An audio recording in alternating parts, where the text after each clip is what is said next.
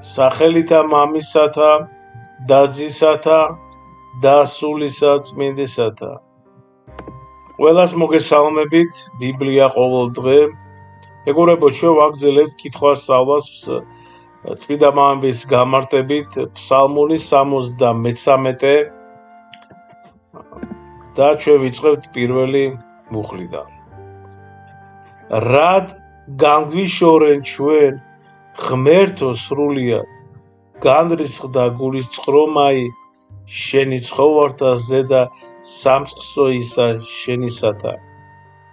ბასილი დიდის გამარტება ასეთია, რომ ასაფი მწუხარებით ეკითხება, რატომ თითქოს მიატოვა ღმერთმა თავისი ხალხი. ბასილი დიდი ამბობს, რომ ეს გვასწავლის, მეგობრებო, რომ განსასწელშიც კი ღმერთს უნდა მიმართოთ. მუხლი მეორე.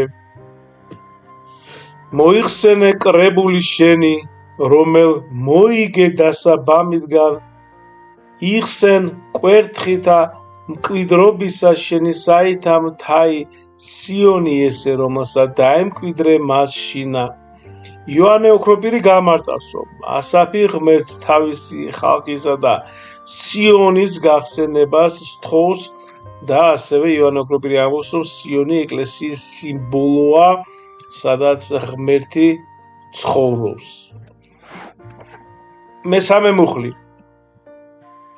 აიხვენ ხელნი შენი ამ პარტავანებასა მათსა ზედა სრულიად, რაოდენმე ეუკეთურა მტერი სიწმინდესა შენსა. თეოფილაქტე ბულგარელი გამარტავს, რომ მტრებმა შეურაცხყვეს ღმერთის სიწმინდე და ღმერთი თავის ხელს აღმართავს მათ წინააღმდეგ. მეოთხე მუხლი. დაიქადეს მოძულეთა შენთა შორის დღესასწაულსა შენსა, დასხნენ სასწაულნი მათნი სასწაულად და არა სცნეს. ბასილი დიდი გამარტავს, რომ მტრები დღესასწაულზე ამპარტავანებენ და ესე იგი ღმერთის სასწაულებს უგულებელყოფენ და ასევე მათი სულიერი სიბრმავის ნიშანია ეს. ეს არის მათი სულიერი სიბრმავის ნიშანი. ვითარცა გამოსვლასა ზესკნელსა. ესე იგი იოანე ოქროპირი ამბობს, რომ მტრები ტაძარს ანგრევენ, როგორც ტყეში ხეებს ჭრიან. და ასევე ოქროპირი ამბობს, რომ ეს გვაჩვენებს მათ პატივცემულობას ღმერთის მიმართ. შემდეგი მეექვსე მუხლი. ვითარცა მაღნარსა შინახე, ცულითა დაკოდნეს ბჭენი მათნი, რაითურთით ცულითა და წერაქვითა დაამხვეს იგი. მტრებმა ტაძრის კარებჭე გაანადგურეს და თეოფილაქტე ბულგარელი ამბობს, რომ ეს სიმბოლურად ეკლესიის ესე ვთქვათ, ეკლესიის შეურაცხყოფას გამოხატავს. შემდეგი მეშვიდე მუხლი. დაწვეს ცეცხლითა სიწმინდე შენი ქვეყანასა ზედა, შეაგინენ კარავი სახელსა შენისაი. ბასილი დიდის თქმით, უპირველესად გამარტებით, მტრებმა ცეცხლით გაანადგურეს ღმერთის ტაძარი და ასევე ბასილი დიდი გვარწმუნებს, რომ ღმერთის სახელის ეს ვთქვათ შეგინება მათ განადგურებას მოაქვს. ხო, განადგურება მოაქვს. შემდეგ მერვე მუხლიდან თქვენს გულითა მათითა და ნათესავთა მათა ერთად მოვედი და დავადუმნეთ ყოველნი დღესასწაულნი ღმრთისანი ქვეყანით.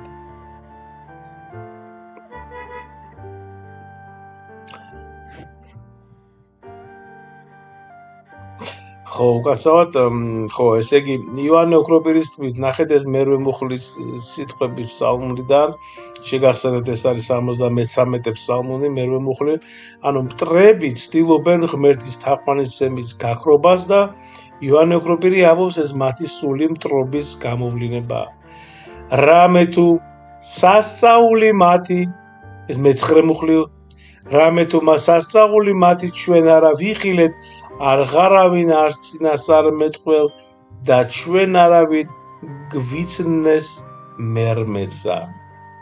ნახეთ, ესე იგი თეოფილაქტე ბულგარელი ამბობს, რომ ხალხი გრძნობს, რომ ღმერთის ნიშნები და ესე ვთქვათ წინასწარმეტყველები აღარ ჩანს და თეოფილაქტე ბულგარელი გვარწმუნებს, რომ ღმერთი მაინც მოქმედებს, თუნდაც ესე ვთქვათ ჩუმად. ვიდრე მდის ღმერთო, გაყვედრებდეს მტერი, განარისხებდეს მსხდომის სახელსა შესასრულიად.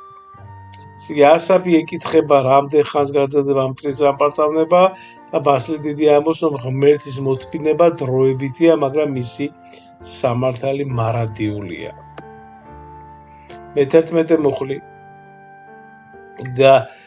რად გარე მიქცევ ხელსა შენსა და მარჯვენასა შესაწიაღადვე შენ და სრულიად. ასაფი თხოვს ღმერთმა გამოიყენოს თავისი ძალა და ღმერთი მოქმედებს თავისი ნებითა და დროით. მე-12 მუხლიდან ვაგრძელებთ, ხოლო ღმერთმან მეუფემან ჩვენმან წინა საუკუნეთა მან შექმნა ცხოვრება ის შორის ქვეყანასა. ესე იგი ღმერთი მარადიული მეფეა, რომელმაც ხსნა მოიტანა და თეოფილაქტე ამბობს, რომ ეს ესე იგი მიგვითითებს ქრისტეს ხსნაზე, მეგობრებო. შემდეგ მე-13.